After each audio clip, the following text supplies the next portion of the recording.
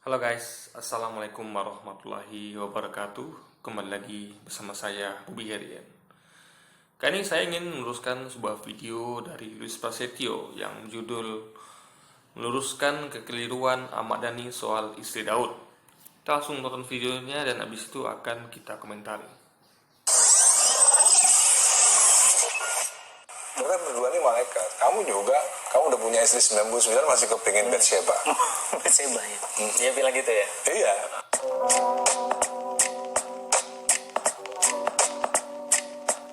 Assalamualaikum, selamat datang kembali di channel ini guys. Kali ini kita akan meluruskan statement dari Ahmad Dhani. Beberapa hari yang lalu saya sudah meluruskan statementnya. Ada beberapa narasi yang dibengkokkan dan saya luruskan. Sebenarnya kalau saya lihat sih tidak ada motif apapun dan tidak ada kesengajaan. Memang dia salah saja dalam memahaminya. Dan kali ini ada satu statement lagi. Itu semua saya udah bantah juga di video saya sebelumnya guys. Dan di situ bukan Ahmad Dhani yang nggak paham, yang salah memahaminya. Justru Luis nggak paham apa perkataan Ahmad Dhani gitu, ya kan? Dia nggak biasakan menyimak video itu dengan benar, sehingga dia buat konten seperti ini, sehingga dia salah paham. Nanti saya akan terangkan di mana letak salah paham berikutnya dari Luis Prasetyo. Yang saya harus luruskan mengenai apa yang dikatakan oleh Ahmad Dhani. Mari kita langsung saja nonton videonya. Daudnya marah-marah gitu. Kamu gimana sih? Ini kan kamu udah punya 99, masa mau ngambil satu yang dari adikmu cuma dapat satu mau diambil juga?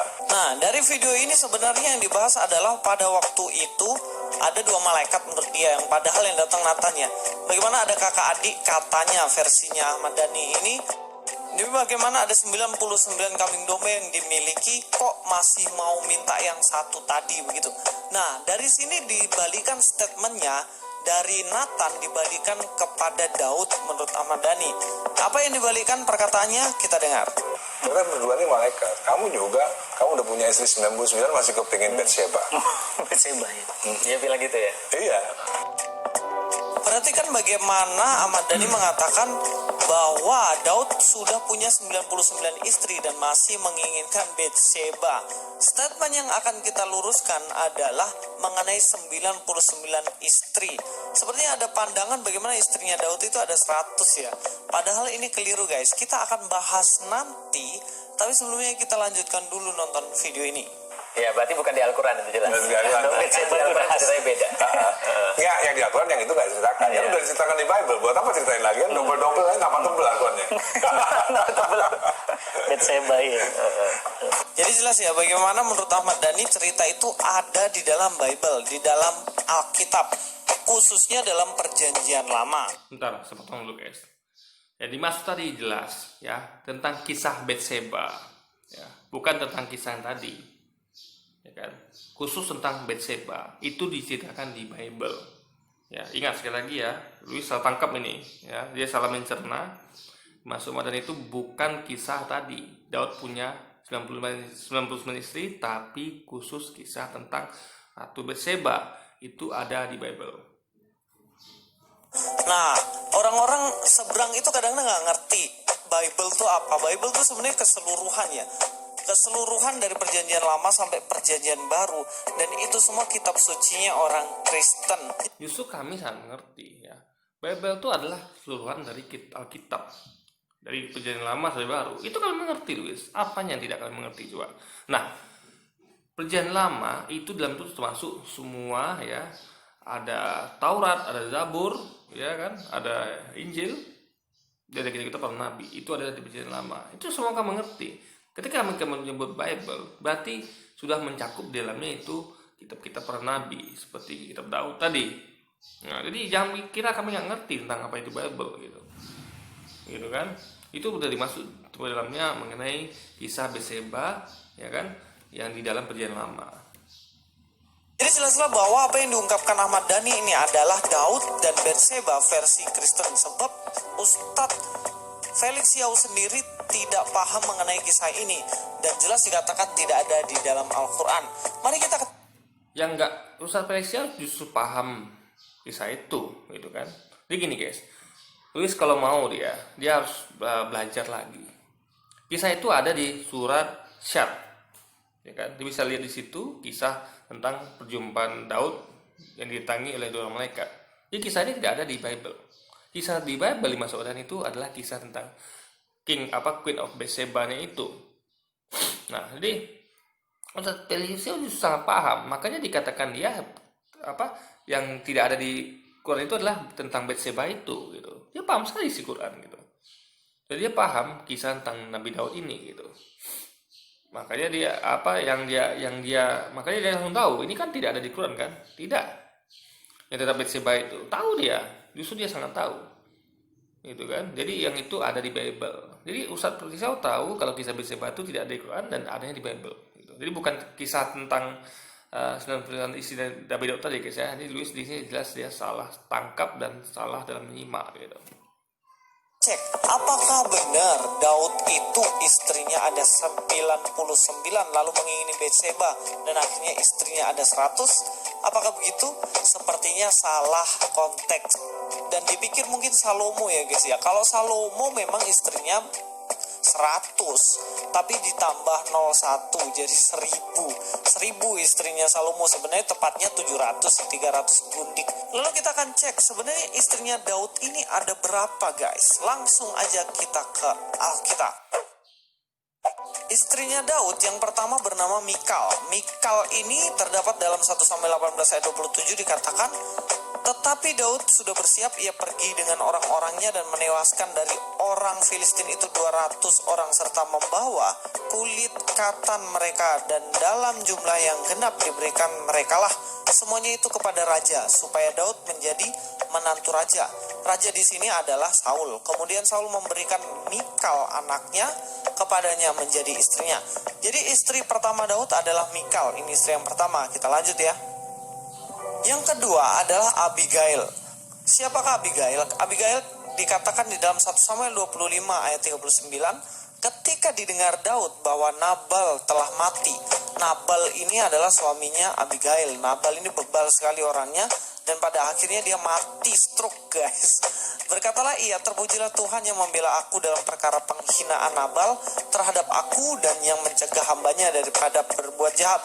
Jadi Nabal ini menghina Daud dan pada akhirnya Daud tidak membunuh Nabal, tetapi Tuhan sendiri yang membuat Nabal mati karena dia terlalu jahat ya, suka menghina, akhirnya dia membatu dan mati.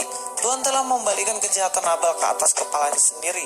Kemudian Daud menyuruh orang untuk berbicara dengan Abigail tentang mengambil dia menjadi istrinya.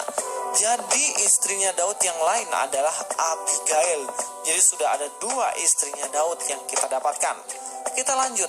Yang selanjutnya adalah Ahinoam dalam 1 Samuel 25 ayat 43. Juga Ahinoam dari Yisrael telah diambil Daud menjadi istrinya. Kedua perempuan itu menjadi istrinya. Dan sejauh ini sudah ada 3 istri dari Daud yang terdeteksi guys. Kita lanjutkan. Di dalam 1 Samuel 3 ayat 6 ada istrinya Daud lagi yang bernama Egla. Dikatakan dan yang ke-6 ialah Yitream dari Egla istri Daud. Semuanya ini dilahirkan bagi Daud di Hebron. Jadi ini adalah Egla. Jadi istrinya Daud sampai sekarang sudah ada 4. Kita lanjutkan guys.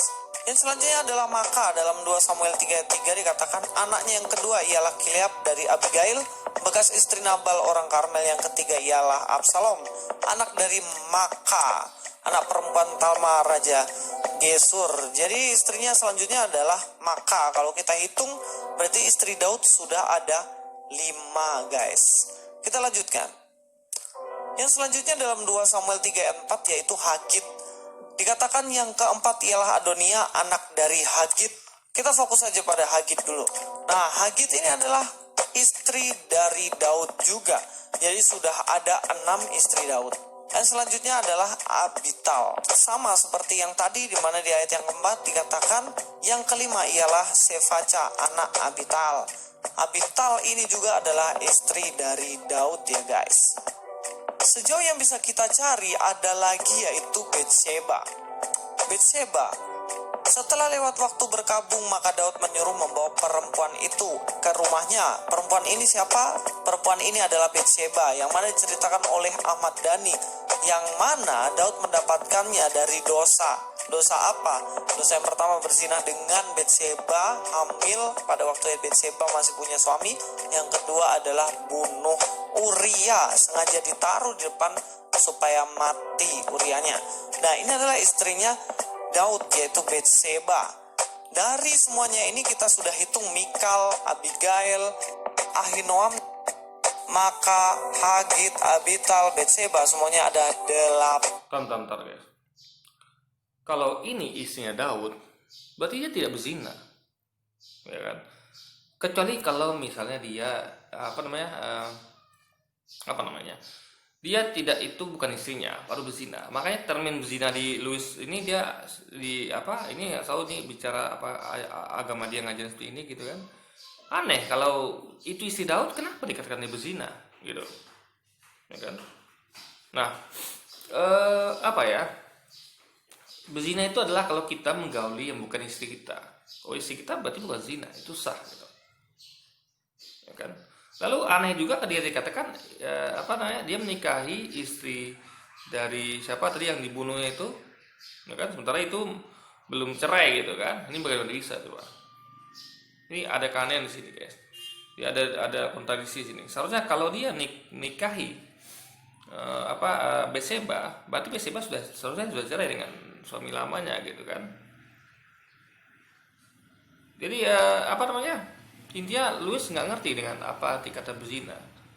Ya, ketika Anda punya istri, masa sih Anda dikatakan berzina dengan istri Anda gitu? Kan tidak begitu juga guys. Ini suatu hal yang aneh ketika Anda berhubungan dengan istri Anda, lalu Anda dikatakan zina. Lalu apakah hanya 8 ini? Ternyata ada 10 lagi gundik guys. Dalam 2 Samuel 15 ayat 16 katakan, lalu keluarlah raja. Raja di sini adalah Daud ya. Jangan salah, kalau dikatakan raja berarti Daud.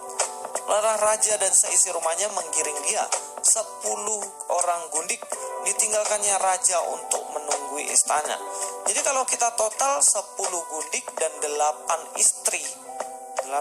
8 istri, jadi jumlahnya ada 18. Dan inilah yang tercatat di dalam Alkitab, 18 istri Daud. Oke, saya bahas ini dulu ya. Gini guys, dikatakan di Alkitab Salomo punya 1000 kan, seperti kita lihat tadi kan, 1000 istri plus gundik itu. Jadi 1000 itu udah masuk istri yang gundik. Gundik itu tentu diperistrikan juga gitu kan. Nah, jadi gini guys, apakah semua nama istri dan gundik Salomo itu disampaikan di Alkitab? Tidak gitu. Ya kan? Apakah 10 istri gundik dari Daud dicatatkan namanya di Alkitab? Tidak juga gitu. Jadi jangan diambil yang dicatat saja gitu, ya kan? Jadi kalau itu metodenya, maka kalau gitu si Salomo istrinya nggak sampai 1000 karena nggak semua tercatat gitu. Sama seperti misalnya di Al-Quran tuh hanya mengenal 25 nabi dan rasul. Padahal jumlah nabi dan rasul yang ditulis Allah ribu berapa ini saya lupa ingat ya. Entah 138.000 atau 147.000 itu. Maafkan saya agak lupa sedikit. Tapi apakah semua dicatat nama di Quran? Tidak. Yang dicatat tuh dan dikenal tuh hanya 25 nabi dan rasul. Jadi guys, intinya adalah nggak semua nama catat itu berarti menunjukkan seluruhnya gitu, ya kan?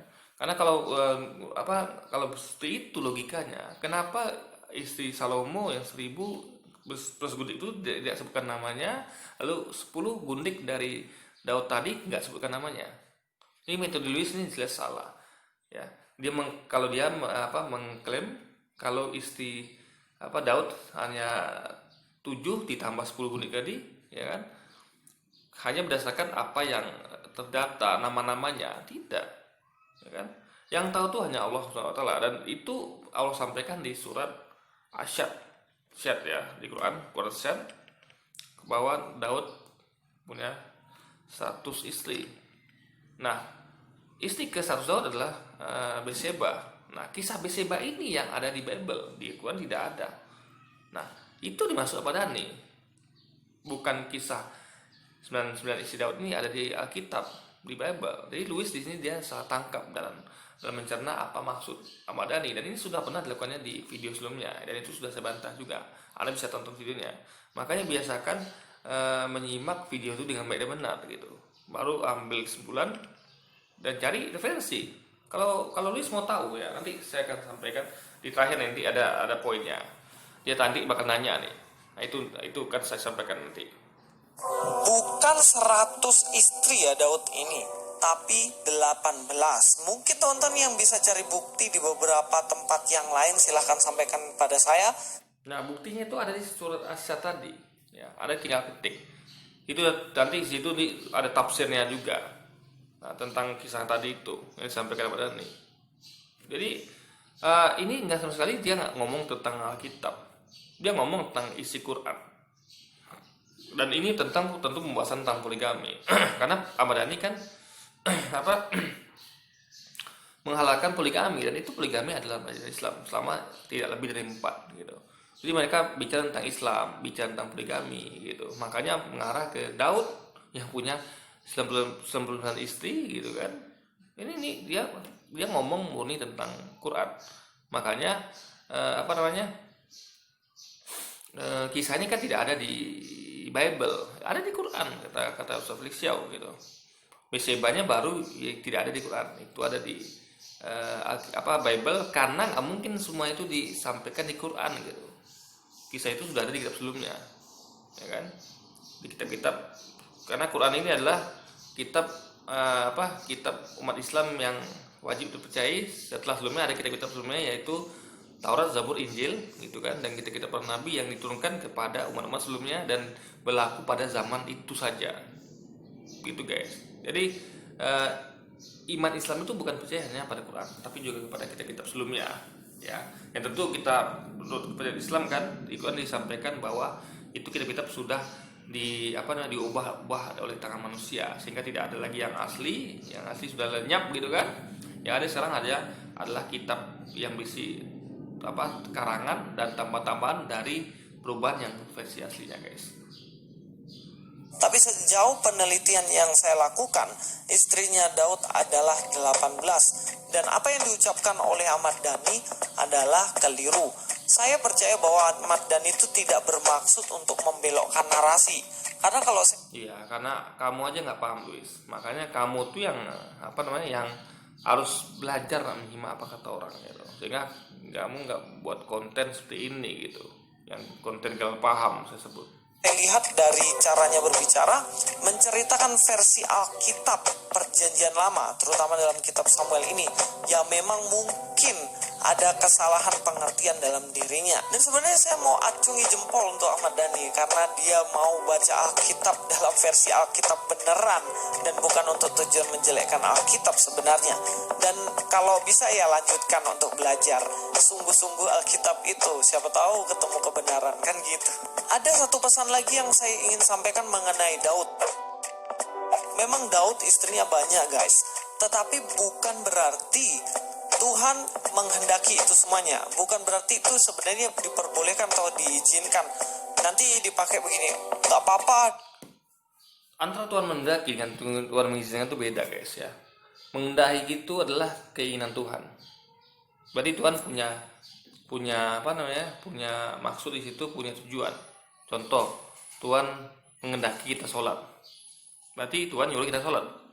Nah, poligami itu Tuhan tidak nyuruh, tidak dikehendaki Tuhan, dalam artian Tuhan juga tidak melarang gitu. Jadi misalnya saya tidak menghendaki anak saya misalnya untuk kuliah ekonomi, saya menghendaki anak saya untuk kuliah kedokteran. Nah, maksudnya apa? Ya, belum tentu saya tidak menghendaki itu saya melarang dia. Paham maksud saya? Saya menghendaki anak saya itu masuk kuliah kedokteran, dan saya tidak menghendaki dia untuk masuk ekonomi.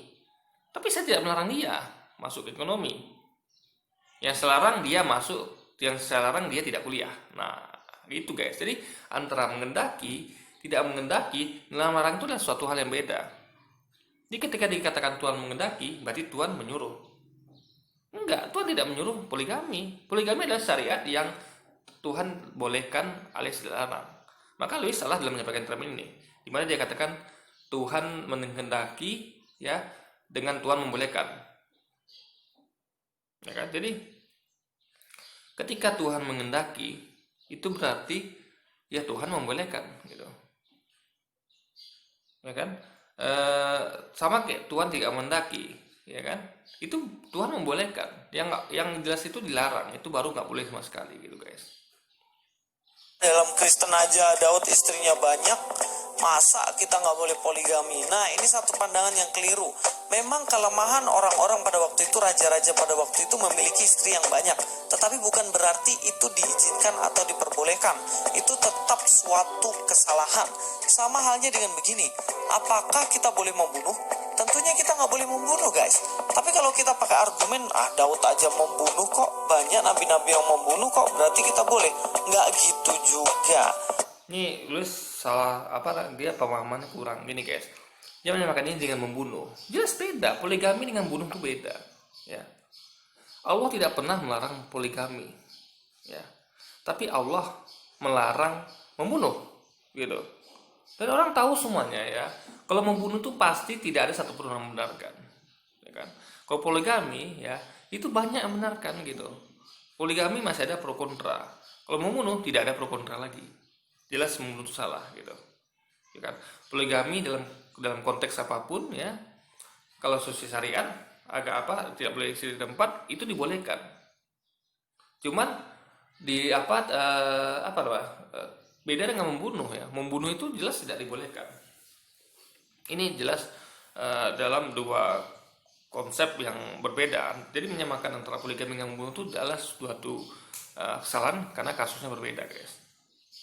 Sama halnya kita boleh poligami karena nabi-nabi sebelumnya poligami, enggak juga guys. Dalam perjanjian baru sudah jelas dikatakan bahwa tidak boleh untuk memiliki istri banyak gitu kan. Ini dalam versi.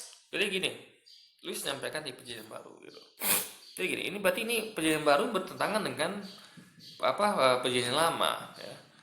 Di perjanjian lama ada hukum mengenai apabila beristri lebih dari satu, maka kamu saya lupa ingat, maka apabila kamu beristri lebih dari satu, maka harta warisan itu kalau nggak salah itu ya guys bunyinya harta warisan itu akan jatuh pada istri yang punya anak yang paling tua gitu. Saya kurang ingat persis apa bunyinya, tapi ini ada di situ adanya aturan apabila beristri lebih dari satu. Dan Allah sendiri dalam Alkitab tidak pernah memarahi Salomo atau Daud atau orang-orang yang beristri banyak gitu. Tidak benar ada ayat berisi larangan itu, ya kan? Di perjanjian lama gitu. Justru keluar dari perjanjian baru, gitu kan? Nah, ntar Yesus mengatakan seperti ini guys. Saya ulangi dulu lagi ya. Tadi dulu kan menyamakan dengan membunuh gitu. Kalau membunuh ada, Allah melaknat pembunuhan, ya kan? Tapi untuk kasus poligami tidak ada Allah melaknat poligami atau melarang poligami. Jadi Allah membiarkan itu. Kalau memang itu salah dari awal Allah sudah tegur. Logikanya gini, ketika orang-orang yang berbuat ya salah gitu. Sebelum mereka punya istri 1000 kayak Salomo tuh kan, lalu Daud 100 ya versi Quran Asyad gitu kan. Kalau Luis kan nyatat cuma 18 gitu. Padahal kan nggak semua catat tuh adalah segitu jumlahnya, bisa lebih gitu kan. Karena nggak mungkin semuanya catat. Di Salomo juga 1000 nggak mungkin catat semuanya. Jadi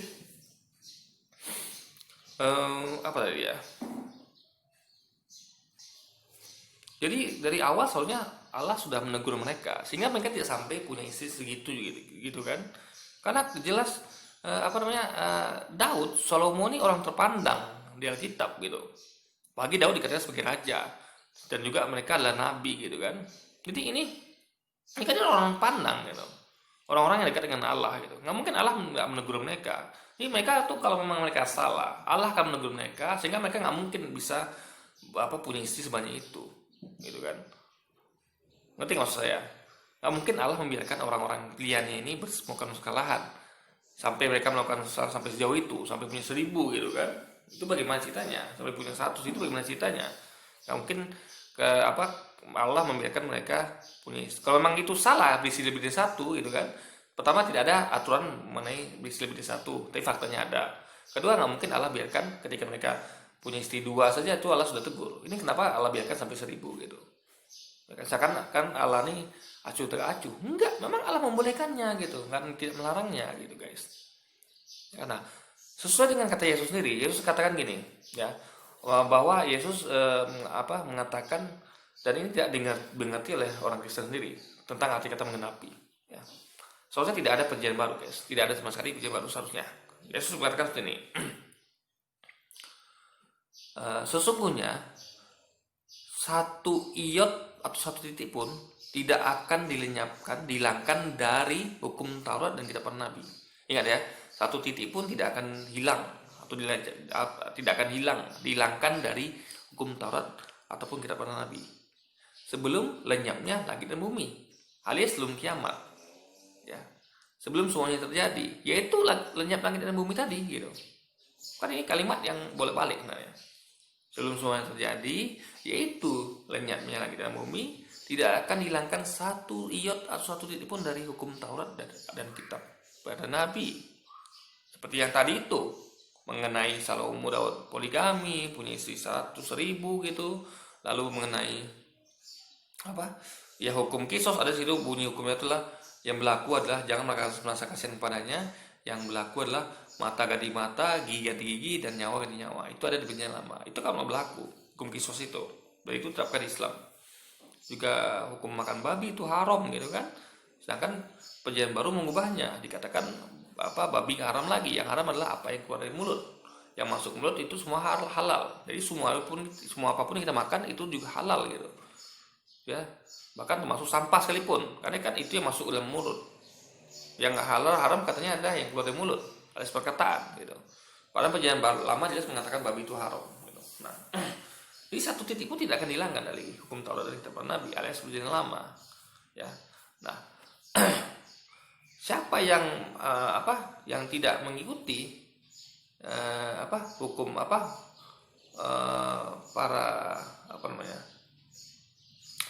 para rabi Yahudi, yang tidak mengikuti orang Farisi gitu kan, orang-orang soleh Farisi, mereka akan menduduki kerajaan yang mereka tidak akan memasuki kerajaan surga. Siapa yang perbuatannya tidak lebih benar daripada ahli Taurat dan ahli Farisi ya, mereka akan menduduki tempat rendah dalam surga, atau bahkan mereka tidak masuk surga sama sekali gitu. Nah, Yesus datang untuk menggenapi hukum Taurat dan kitab nabi. Yesus datang, itulah kabar baik, yaitu Injil disampaikan dia. Nah, arti kata menggenapi orang Kristen tidak ngerti guys. Apa arti kata menggenapi? Menggenapi artinya adalah menambah sehingga lengkap ya. Jadi misalnya ada pertanyaan, 6 ditambah berapa supaya lengkap, supaya genap jadi 10? Jawabannya berapa? 4. Berarti 6 tambah 4 sama dengan genap menjadi 10. Nah, artinya kalau ada, berarti 4 nih kan, 6-nya kan dipakai juga gitu. 6 dipakai, 4 dipakai, sehingga genap jadi 10. Nah, sama kalau perjanjian baru, kalau memang menggenapi perjanjian lama, maka hukum-hukumnya tidak boleh bertentangan dengan perjanjian lama. Karena ini menggenapi gitu. Kalau dikatakan menggenapi, berarti menambah sehingga lengkap. Sehingga perjanjian baru itu sebenarnya melengkapi ya, menambah sehingga lengkap perjanjian lama. Sehingga hukumnya nggak mungkin bertentangan. Karena sifatnya adalah menambah sehingga lengkap, bukan mengubah hukum perjanjian lama. Jadi kalau mengubah itu mengganti bukan menggenapi. Jadi jelas beda perkataan, ada makna berbeda dari antara menggenapi dengan mengganti. Nah, faktanya perjanjian baru isinya mengganti perjanjian lama. Hukum kisos yang tadi saya sampaikan ya, mata ganti mata, gigi ganti gigi ya, nyawa ganti nyawa, diganti dengan hukum ajaran kasih. Lalu hukum makan babi haram diganti dengan ajaran yang haram adalah ucapan, bukan apa yang masuk dalam mulut guys. Dan juga hukum-hukum lainnya gitu, seperti juga poligami tadi gitu. Tidak ada di perjanjian lama tuh Allah melarang poligami. Bahkan kalau Allah membiarkan sampai punya 1.100 gitu kan, dan juga bukan cuma mereka berdua yang punya banyak istri poligami, banyak tokoh-tokoh lain di Alkitab itu yang berpoligami, dan itu Allah tidak pernah mengucapkan kemarahannya atau menghukum mereka gitu ya kan. Nah, di Quran Syad, di Quran surat Syad itu Allah hukum kenapa? Karena Daud ini kemaruk gitu. Dia mengalahkan segala cara untuk punya istri. Itu yang dilarang itu. Dia mengambil paksa istri orang lain gitu. Ya, Betseba istrinya dari suaminya itu diambil paksa oleh Daud. Dia boleh berpoligami waktu itu ya, sebelum syariat Nabi Muhammad turun. Syariat yang kepada umat Nabi Muhammad itu adalah nggak boleh dari 4. Ya, kalau Nabi sebelumnya bebas. Ya, syariat yang ada sebelum Nabi Muhammad itu syariat Islam yang ada sebelum Nabi Muhammad, yang kepada nabi-nabi yang diutus lainnya sebelum dia, itu membolehkan poligami sebanyak mungkin. Makanya Salomo sampai 1000, Daud 100 gitu kan. Ketika Nabi Muhammad diutus, itu syariatnya berubah ya, menjadi tidak boleh lebih dari 4. Karena syariat ini untuk umat Nabi Muhammad, bukan untuk umat sebelumnya gitu. Nah, yang kesalahan Daud adalah ketika dia mengambil paksa istri orang lain. Itu yang kesalahan Daud sendiri gitu. Ya, karena dia dia mengalahkan segala cara untuk poligami. Itu yang nggak boleh, guys. Alkitabnya loh ya. Nanti kalau ada kesempatan saya akan bahas secara mendetail. Tapi janganlah pakai Alkitab untuk kepentingan pribadi. Mentang-mentang pengen punya istri banyak, lalu pakai Daud untuk jadi alasan punya istri banyak. Atau mentang-mentang pengen bunuh orang, lalu pakai alasan di PL boleh mau bunuh orang, kan gitu. Nah, mudah-mudahan Di PL tidak boleh bunuh orang, guys. Ya, nggak boleh. Siapa bilang bunuh orang boleh? Nggak boleh ya. Gini, poligami di perjanjian lama itu pada semua kasus boleh. Ya, nggak ada larangan poligami. Tidak ada satupun ayat di perjanjian lama itu Allah melarang poligami. Nggak ada. Kalau membunuh itu ada larangannya, gitu, Luis. Membunuh tuh hanya boleh pada fase tertentu. Contoh perang, itu nggak mungkin kita nggak bunuh, gitu. Karena kalau kita nggak bunuh ya kita dibunuh, gitu, ya kan? Nggak mungkin dia cuma kita lumpuhkan, ya kan? Karena namanya perang itu ya membunuh dan dibunuh, gitu, mengalahkan dan dikalahkan. Nggak ada dalam perang itu bilang pukul-pukulan, pertunjukan habis sudah selesai, enggak.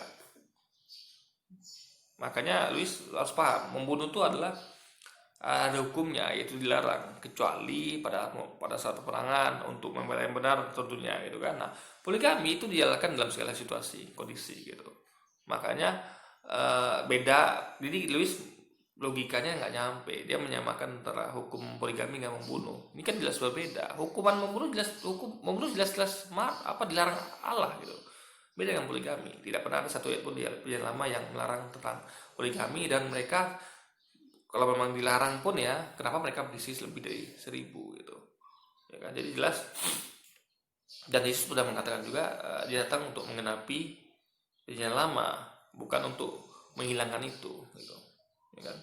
Sementara bukan, dia datang untuk menggenapi hukum Taurat dan kitab Nabi. Itu semua dalam perjanjian lama, termasuk kata-kata dia, Injil dia itu dalam perjanjian lama semua, gitu. Dan itu perjanjian lama tuh, guys, itu sudah digenapi Yesus. Ya, jadi perjanjian lama itu sudah, jadi kitab benar adalah perjanjian lama, dan itu memang sudah dibawa juga dengan manusia, gitu. Tapi itulah yang benarnya, dalam artian meskipun ada salahnya. Tapi kalau perjanjian baru itu totally mistake, gitu, kesalahan yang sesungguhnya. Karena soalnya tidak ada perjanjian lama baru. Di perjanjian lama itu sudah adalah kitab yang diturunkan sebelumnya, ya, tahu di situ ada kitab para nabi, Taurat, Zabur, ada juga Injil, gitu kan. Injil Yesus di perjanjian lama semua itu. Nah, meskipun juga dibawa oleh tangan manusia, tapi ya itu sebenarnya sudah genap. Jadi penggenapan Yesus itu masih di konteks perjanjian lama. Perjanjian baru itu justru mengubahnya. Dan perjanjian baru itu tidak masuk dalam konteks Yesus menggenapi. Karena sudah final clear di Injil yang ada di perjanjian lama, yaitu kata-kata Yesus sendiri, guys. Ya, itu semua ada di perjanjian lama dan bukan di perjanjian baru. Perjanjian baru isinya bukan kata-kata Yesus, tapi kisah para rasul, surat Paulus pada jemaat Roma, dan lain sebagainya, gitu, guys. Jadi sudah terputus dari Injil yang dibawa Yesus, yang semuanya itu ada di perjanjian lama. Kita bisa bijak untuk menggunakan Alkitab sesuai dengan fungsinya, sesuai dengan kebenaran yang ada di dalamnya, bukan untuk kepentingan diri kita sendiri. Terima kasih, ini saja dari saya. Sampai ketemu di video berikutnya. Luis Prasetyo sini. God be with you. Oke, jadi mungkin sekian dulu video kita kali ini. Sampai jumpa lagi di video-video selanjutnya. Wassalamualaikum warahmatullahi wabarakatuh.